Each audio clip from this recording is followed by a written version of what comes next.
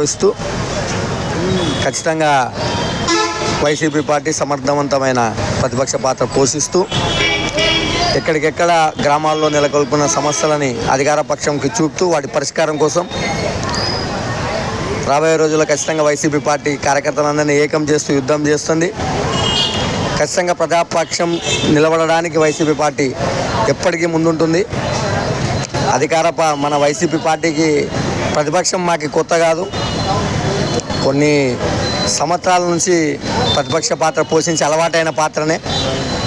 ఖచ్చితంగా జగన్మోహన్ రెడ్డి గారి సారథ్యంలో వైసీపీ పార్టీ మళ్ళా బలంగా పుంజుకొని కోడుమూరులో కూడా మళ్ళా వైసీపీ పార్టీ జెండాను ఎగరేసే విధంగా ఇప్పటి నుంచి అడుగులు ఉంటాయని ఈ వేదిక ద్వారా తెలియజేస్తూ కార్యకర్త కూడా ఎవరు కూడా ఎక్కడ అధైర్యపడకుండా అందరం కలిసికట్టుగా ఏకతాటిపైకి వచ్చి పోరాడదామని చెప్పి ఈ వేదిక ద్వారా తెలియజేస్తున్నా.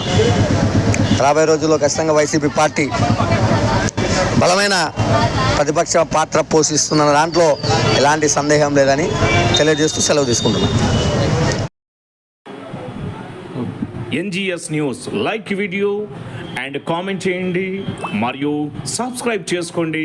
ఎల్లవేళలా న్యూస్ కోసం ఇప్పుడే సబ్స్క్రైబ్ చేసుకోండి. ఎన్జిఎస్